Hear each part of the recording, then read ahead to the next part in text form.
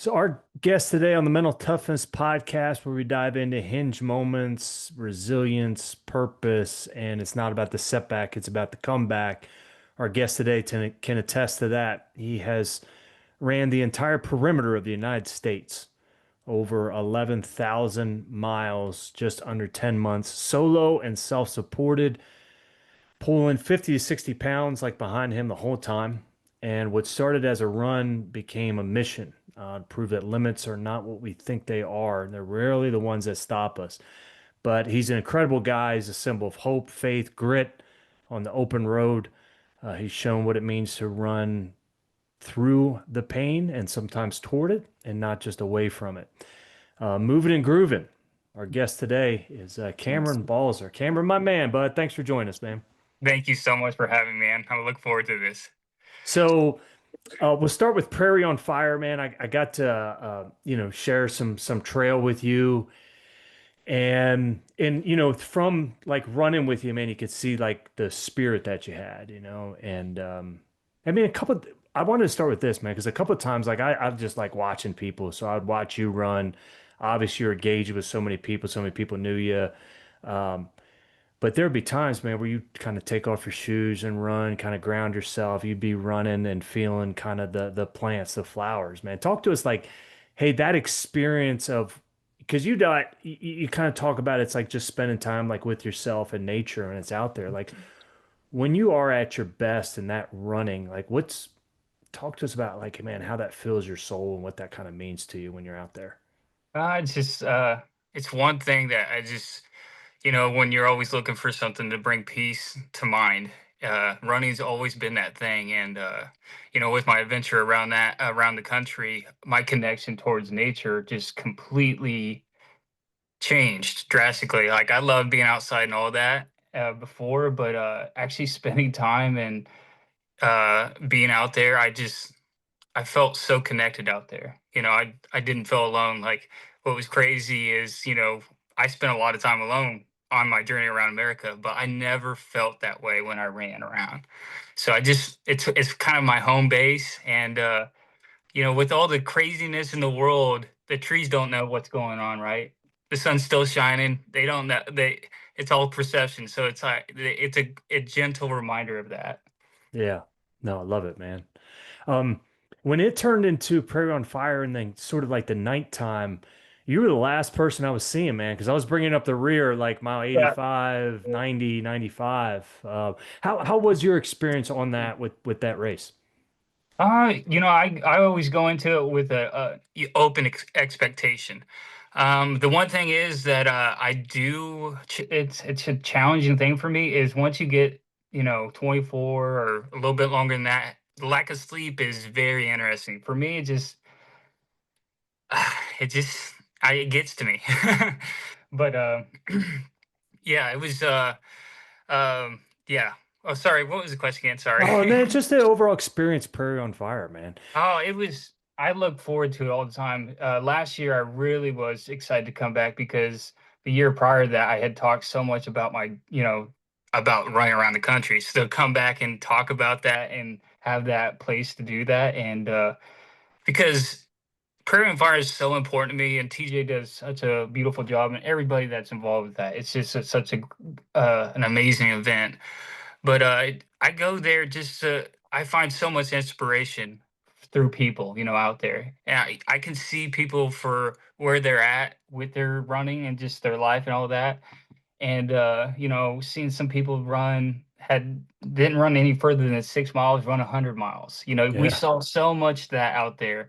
And you finally get a time to actually shut off all the noise. Like it's a time where it doesn't matter what's going on out in the world. You finally get in that groove and you're talking to somebody every time. It's just it's something that's really special to me, and I will always attend if I'm in the area. Um, it's just yeah, it's a magical place to be. Yeah. Was there one of the things that stood out to me was in the nighttime and the moon was so bright, man. I'd shut off my headlamp, man, and let that moon just light everything. What stood out to you, man, specifically about that event? Um, yeah, I think it was crazy how beautiful the day was. Like it never really got too hot, too cold. Um, and like you said, that night was absolutely what was crazy this time is there were so many more people at the nighttime than it was like years prior. So it was crazy to see, like, I don't know, I think there had to be close to 100 people that was at the night. So it was wild to see that many lights. Yeah. Um, but yeah. No, loved it, man. With and I want to talk about kind of your journey and experience, and then I want to get to like you as an individual, man, and the spirit that you possess. Um, you know, take us through, and I said this from the beginning, like, but sometimes our worst moment ends up becoming our best moment. Oh Like, yeah. talk us through, man, the where you were like in 2017 and what was going on during that period, man. Yeah. Yeah, it's so great now because I've had so much time to be able to think about that. And when I first came back from my trip around America, I still hadn't really understood like all that what was going on there. And we get so much time to spend with ourselves when we run. So I've been really being able to go back and look at that.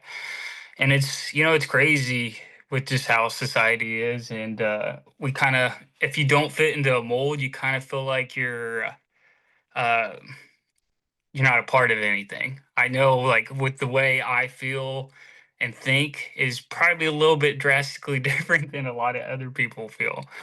And, during that time, I was so away from who I authentically wanted to be because I was like, you know, the way I think, the way I am, why I go out there and touch the trees and put my, ground so I can connect to the earth.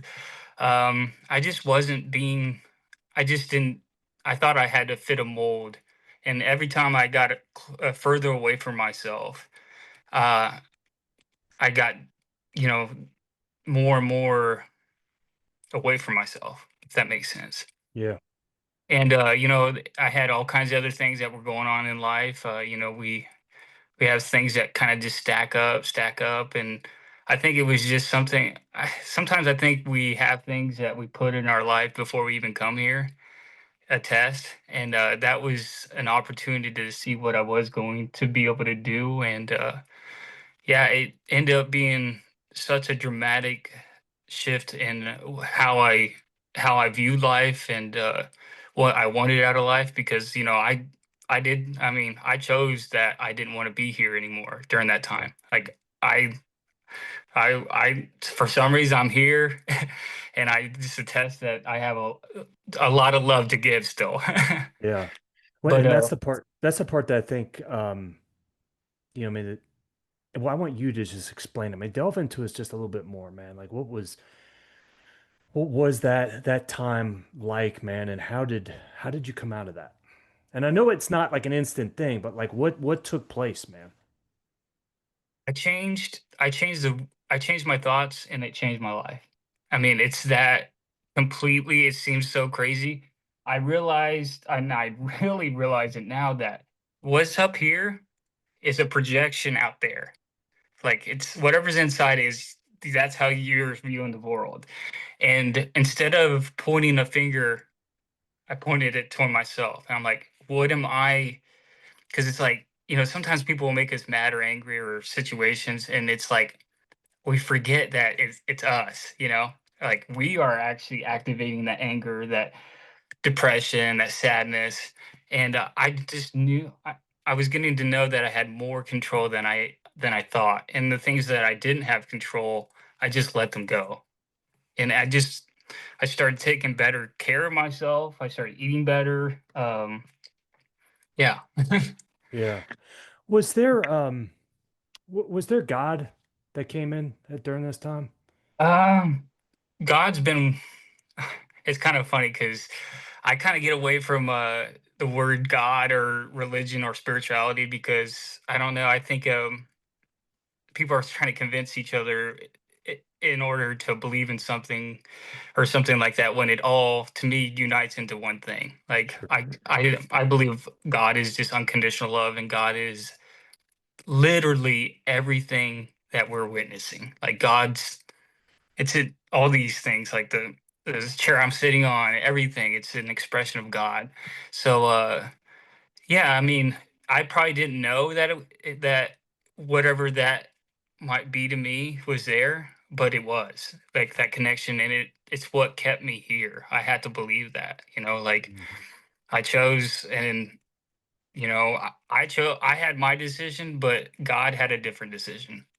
So in my connection, like I said, I started as a Christian, but like I said, I've moved away from those things because I just see, and I know that just the trueness of religion, any form of it is beautiful. It's unconditional love, and it gets saturated with our own personal beliefs. So Right. yeah, religion's I just know God's everywhere. He's the hate, he's the love, he's the fear, he's everything. Um, no, I respect that, man. The reason why I ask is because when I encounter Cameron, when I kind of get in that space, that aura, right, of you, and Mhm. especially out there, like when we're all at our best. I mean, I see like the divine hand that God had, and here's why, because I can't do what Cameron does, and I don't mean like the running piece. I mean like having that projection of love like on everybody, man. That's what's so special about Mhm. you. And Thank that's you. when, and that's the part where I like Rob doesn't have that. You know what Yeah. I mean? Like I'm wired a little bit different, man. But you, man, you can just see it, man. The spirit, it comes out of like your heart, your pores, man. It's like Yeah. everything that's coming out of you is just that love and connection. And I found that because I stopped blaming the world for how I felt. And I took initiative that everything that's ever happened to me, even if it wasn't like 100% like I couldn't, especially when you're a kid, you can't do anything about the situations you're in. But once I could find that if I could just look at myself and actually just see the world as it is, like no judgment, no expectations, as God loves us, right, unconditionally, and Hmm. and I found that love within myself. Then I could actually see the world truly for what it was. Yeah.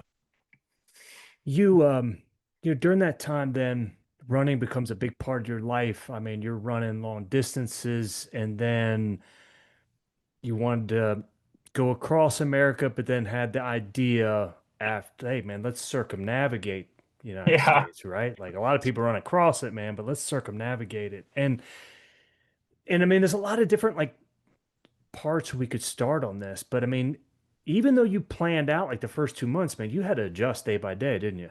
Oh yeah. And it was such a beautiful lesson too when I think about it is like we dissect everything, everything's in Excel sheets, all of that. And we forget and I understand things do have to be, set in stone and something like that, but I was able to be like the kingdom and be free and take it day by day because really the essentials of what I needed was food and water. And once I learned that, all my worries, like all the worries that we worry about, which is crazy. I mean, day by day that you go through, they all faded away. All I worried about was food, water, and shelter. And it was crazy how much peace that brought me because I was like, wow, because I didn't have a lot of things. To somebody, I didn't have a lot of things, but I had everything I needed with that cart and within myself. So it was like, yeah. Talk to us about some of the people you met on that journey. hmm the first really encounter, I think, well, I had a small encounter. I was stopped at somewhere in outside of getting ready to get to Pennsylvania, and I had my first. The thing is, when I first started, people like you, I had the website and everything that TJ and all of them did. I had nothing to reference to be like, hey, I'm doing this. Like, so it was really like, because once I had that and people could see a map and everything, and I understand people had to see something official because it's so easy that someone might be faking something or doing that. Sure. But I ended up going to a restaurant and talking to the waitress, and I was telling her, I was like, I'm just 100 so miles into my run, and I'm doing this, and she actually provided the meal and everything like that for free and all that. And then later on, I did all kinds of different things with online trying to find like hip camp or couch surfers. And I got on couch surfers and put out like, hey, I'm getting ready to come through I forget what city it was in New York or in New York. I can't remember it, but someone had contacted me and it was like, hey, I can actually even pick you up. And I'm like, this is crazy that someone's gonna pick me up. And um but she ended up picking me up. We had she made dinner. She had a hot tub pool. I was able to relax and all of that. And yeah, it was such an interesting thing because I never thought, because to me when I first left, I saw the world as we see it through, the platforms that we have. It was I mean, my mom was so terrified that I was going to get abducted by somebody or killed. So when I said I'm going to stay at some random lady's house in somewhere in New York, but I and that was I couldn't even I can't. It's so hard to list that many people through that whole journey. Yeah. Like, and to me, it's once I really opened my heart up to that was out there, and then once I opened that and I looked for it, I found it. I found it so many times. Like, it's really your reality is what you're putting out there, and I just can only think of that. Yeah. No, so true, man. Like had Joe Madden, the Cubs manager, and he spoke about one of his worst moments, and a lady told him on the plane, said, "Hey, whatever you put out there is what you're going to be getting back." hmm But And it's what I hear you saying as well, man, is like whatever you're going to be like, so if we're always looking for the good in people, we're going to see the good in people. oh yeah. Oh yeah, I mean, it's just like if I take a step back from social media or the news and I go out there, like I think about, right now, it would look like the world's burning down. Okay, you go to somebody that's like a tribe or something that has no internet, they don't even know it's a different world. It's peace, love. Hey, let's get water, let's get food, let's do this. They don't even know. So it's like your attention your attention is so powerful, and I tell people that so much. I'm like, it's so powerful, and the things you are listening to, eating, the people you're around, if you're talking bad about people, it's you're putting God is listening. That's all I know, Yeah. and I know that for a fact because if I would have never made it around if I didn't find these things in my life. Like I Hmm. would have never, because there was so many situations where when I would tell my crew, like, call 'em back, like, "Hey, I'm in this situation. It's 150 miles before I get food and water. What's gonna happen?" Like, you'd be like, it's just crazy, and then it works out because I was like, I always had in my head, it's always gonna work out. It's always gonna work out. And I might even sound crazy when I was out there, like, because it's just me. Like, I got to the point where I was just talking to myself so many times, like, but Yeah. yeah. One of the things I subscribe to is I believe that as well, that it all works out in the end. If it hasn't, it's just not the end. Yeah. And if it doesn't work out, you probably won't remember that it didn't. Yeah. And it probably end up working out. Well, it always does because then we're just working at what you had to do out there, just adjust, right? Make adjustments, man, Mhm. modify, right? Like Yeah, and it's never over. Like it, we're just building off of something. Building. No, there's no mistakes. You can't have mistakes if you don't try. Like you you're just going to continue to build, and we're just exploring to remember. yeah. When good line, man. When in this journey circumnavigating the United States, you also had the speed projects. You actually had a race that you did Yeah. in the middle of this run, man. Like, talk to us about that experience, man. Because when you started sharing it with me, I was like, dude, that's awesome. Oh yeah, it was crazy. I remember just getting a phone call somewhere in Texas by TJ, and he's like, I know what you're doing, and I this is great, but I have an opportunity of a lifetime, and wondering if you want to do it." And pretty quickly, I was like, you know what?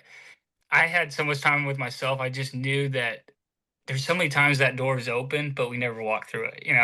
Like, and I was like, I'm going in it. So I decided, he was like, if you run 40 miles a day from here in Texas, you'll get to Santa Monica 2 days less, and you'll be able to rest for 2 days and then run a 300-mile race. And end up getting there. I 2 days before I was able to stay with Catherine, one of our crew that was out there with the speed project, and I made it there. Ran a 300-mile race, took 2 days off, and got back going. What stands out to you about that experience, man? The speed project. What I loved about it, it was non-sanctioned. So you're talking a guy that's been running. I think I had ran 6,000 miles by then, maybe a little bit further. That was what I was doing. I was moving and grooving to my own tune, anyways. And Yeah. now I have what I was like. My heart was so happy is like when I heard that everybody that was going to come there, because I hadn't seen my family, so I was just thrilled to even hear that. Hey, my mom, I didn't know my sisters. They surprised me, but my buddy Dylan's coming. I was like, this is crazy. I get to spend time with my family, and look what happens when you open that door. Hmm. It didn't just affect me. It affected everybody that went over there. I mean, if people have the chance to go watch it, it was such a magical experience. Yeah. And I'll put that one in there as well because our mutual friend John Kuhn Yeah. did that movie. So I'll put that in the notes as well, man, so people check that out. Um, yeah, man, and that's why I call them hinge moments is because the hinge is what opens that door. Oh We yeah. we just don't know when that happens. Now, one of the things you talk about a lot is like trusting your gut, right? That's where the joy lives, trusting your intuition. Talk to us about that, man. Mhm. I mean, like I said, I got to the point in 2017.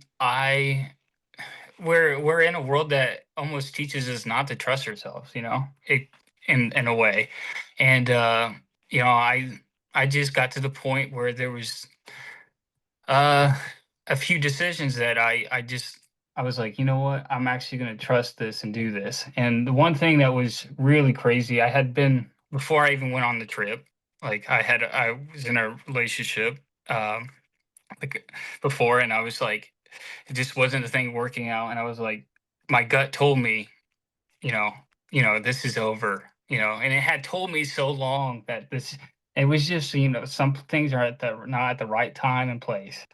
And so many times I hadn't trusted my gut there. And that one time I actually trusted it. And then something that would seem so, like you said, those hinge moments, it broke my heart. I was saying goodbye to somebody I loved, but it ended up being the best thing for both of us. Because I was like, I cannot resonate in unconditional love without judgment or expectation at the current time we're in. And I was scared to death to say that, but when I did that, all these doors opened up, and not long after that, I made my trip around the country. So it's like that was a big thing to trust my intuition. And if you think about all the times that you don't trust your intuitions, you'll go back and you're like, "Ah, I already knew that answer," like and this is a small thing, but it would be like, I don't know, because I tried to run 40 miles a day every day when I was out there, and I would almost exactly know where that was when like to the telephone pole, but I would look at my phone and I had to be like, okay, this is 40 miles. So like there's this we're divinely guided if we can just listen, Hmm. You've said that a few times, man. So unconditional love without judgment or expectations. because God loves us, right? Yeah. Also speak a lot about forgiveness, which it's I think it's easier for some I think it's simpler sometimes to forgive other people or situations than it is ourselves. Hmm. But talk to us about that concept and how you apply that in terms of forgiveness. Forgiveness is it's not always for the other person all the time. Sometimes it is for you, especially if you're the one that was hurt. Um, I just find that, resentment, uh, it builds something, if you, especially over time, first you're gonna have sadness, and then you're gonna have anger, and then you're gonna have resentment. Um, and once you forgive and that situation doesn't get any better, then you can remove yourself from that. Like, oh, here's I just know forgiveness is the way, just because I was, this is just a personal thing, but I was I love it. sexually assaulted. Um, As a uh, kid. Yeah. Not as a kid. I was a young adult or Okay. an adult. But and it's yeah, it's a hard thing. But if I didn't, that person, I believe, did that because they were sexually assaulted as a young person. Right. So I could be a person to pass down that pain, or I could show forgiveness, and I can break that chain. And I just know forgiveness, as hard as it can seem. And like I said, if you once you forgive and just remove yourself from that, like because I you can't just love everything. Like you got to step away from things. I know that because I've stepped away from things. So I just know in that I broke that chain, and I know that deep within my heart. And it's hard. I know it's hard to forgive, especially right now with the world as it is. I think we just want to pass shame to shame to shame to shame when we could just sit with one another and see, like, I see your shame. I Hmm. understand. Like, just sit with one another and talk. Yeah. I know that's important. I appreciate you sharing it, man. I'm at a situation. I was 10 years old and kind of molested by, and same thing, man. The shame of I did something wrong. Like I caused Yeah. this. Like And and it caused you to keep secrets, man. That's where I say yeah. like yeah, that power of forgiveness, man, sometimes it's daily. It is, yeah, and yeah, it is. You have to continuously remember, yeah, and like, but the resentment and holding that anger and all that, you get a world that we are living in today. You know, Hmm. we don't want to sit with that shame. We don't want to sit with that pain, but that pain, we forget pain is beautiful. If I didn't know I didn't break my leg, I'd just walk on it. So pain is the key to finding where you need to be. You know, like don't Yeah. suppress it. And there was so many times I because when I was going through all my, I did everything to try to suppress that pain because it's like when you're trying to get away from it, and there's nothing. But I found though the best way to handle pain is to go through it. Hmm. How was no, I appreciate you sharing that, man. And I was told something similar to like hurt people hurt other people. Hmm. For that cycle to be able to break, man, you have to be able to have perspective and peace with it. And no, that's just unfortunately part of, I think pain and pleasure are a joint deal as well. Yes, yeah, yeah. And I send that person love and healing. Like we're here together. We're at the end of the day, we're still all of us are learning what's going on here. So Yep. I know, I just know pain gets passed down, and if we can sit in that pain together, we can get through it. Yeah. You speak about a solution or a different way to approach like a problem, but you always talk about that a lot is, hey, with every problem there is a solution and there's another way to think about it or work around it. Like Hmm. how did that change you? I think what happened with that really was out there on the road. I had the cart, so I went through 100 different parts on that cart, and I just there were so many times where I was dragging that cart with flat tires, and I would be at the point where I was like, I was in Jordan, Montana. I had no tires. And there was no place 100 miles within the radius. So the my solution was to get duct tape, and I duct taped the tires like completely, and I didn't realize what's that duct tape gonna do? It grabs all the rocks, deteriorates. So I'm just flicking rocks on me. He's pulling this cart. But at that point, I would be like, I have no solution. But what ended up, obviously, we put something out there. But anytime that would happen with my cart, and it happened thousands of times, it seemed like. But someone ended up coming out there and drove 60 miles, brought me 2 new tires, brought me food, all of that. And it's because I remember, like, I told my mom that I'm like, I'm getting ready to leave Montana, this town. I'm gonna be have no signal for until I get to where I'm going. So it's kind of a crazy thing. And I just, like I said, I knew, especially by then, that I could trust that I was gonna be okay. Yeah. So I had those multiple times with my cart that everything always kept working out. I was like, okay, okay, this let me take this with the cart and like use it for my life. Like it was a good like metaphor. Like, hey, life works like that. It just builds off of each other. So Yeah. But no one gets there alone, right? no, no, no. We're in this together, and I think we forget that you know we're all hurting. We just need to show a little bit more love. Hmm. Because I think, we have everything. We live in such an abundant time that it's so hard for me to see that people don't see that. Like there's so much abundance when I run on a road or anything. I see all this. Like there's stuff everywhere. I mean, look at your place. There's so much. I mean, when I think about something like a coffee mug, I don't just think as a coffee mug. I think about the process of the coffee mug, the material, the people that work for it, that delivered it. I'm yeah, a weird hippie kind of dude with that. But I just know there's such beauty in everything. I look at like gratitude and perspective as really being superpowers. Hmm. And they work hand in hand with one another. But like after you go for like a 40-mile run, like, boy, tell me how good that cup of coffee or those pancakes taste, right? Oh, so good. Yeah, it's the Yeah, best, man. it's the best. Yeah, and the best thing is actually when you end the night and someone lets you stay there and they cook you home cooked meals, clean all your clothes, go get tires. Like that happened so many times.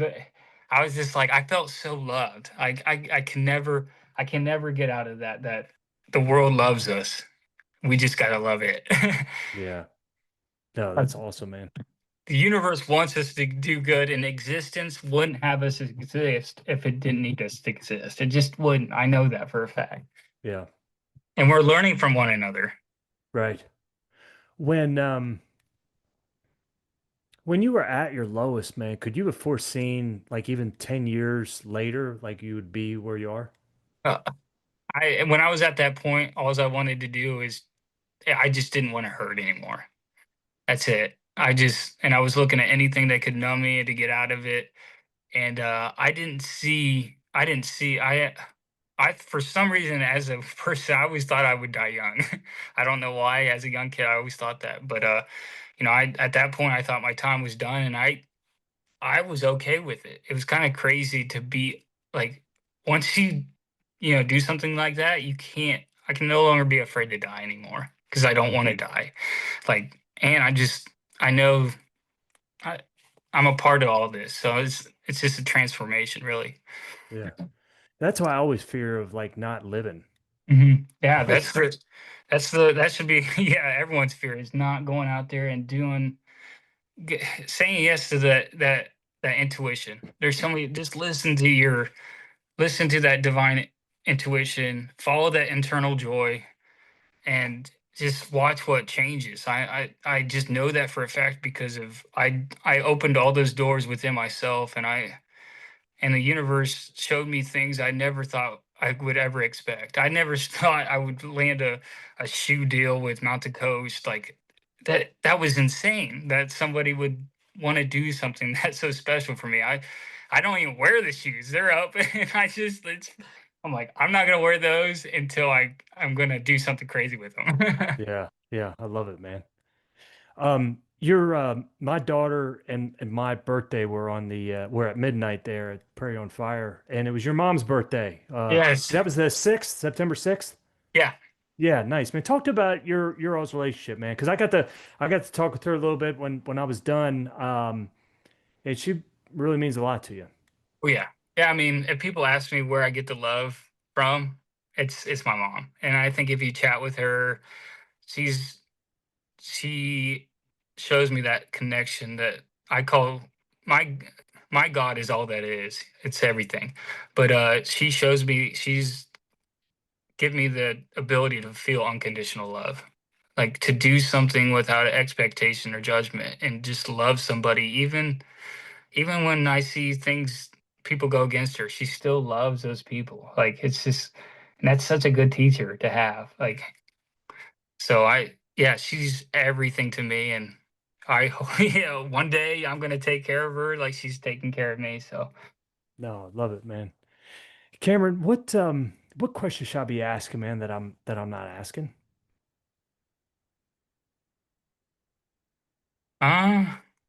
I guess um I guess it's not so much a question. I just want to say thank you, if that's okay. Thank you to you and to everybody that's been involved in my life that's out there. I appreciate everything because I wouldn't be where I was today. And it means the world to me. And I take that and I find my inspiration through everything that's in this experience. So, I mean, it's got to be cool, man. Like on Prairie on Fire, when so many people are coming up to you and just like, man, yeah. like, but not only like sometimes in awe of what you did, but more of like who you are and the spirit you possess and the energy you give out there. I mean, that has to be And a great feeling, right? oh, it is. And the thing is, I see people as they see me. Like we're a mirror. What you see in me is what you see is what's in you, and that's what's so beautiful. Like that when I see that's what I love about there. It's like I see stuff in other people that's why I love that race. Is there's so much inspiration. Like it makes me want to go and see what I can do. Yeah. Well, you spotted it, man. So you spotted, you got it. But that nailed it down for me, man. That totally makes sense. Yeah. Yeah, and it's just a this life is a beautiful experience. I think we often forget that, and we didn't come here to suffer. We came here to live and to love and to see what we can do. And I say how about we show God how much we can love one another? You know? Mhm. It, Love it, man. Cameron, man, I enjoyed this opportunity to spend with you, and man, just really appreciate the time, brother. Thanks, thank man. you. Thank you so much.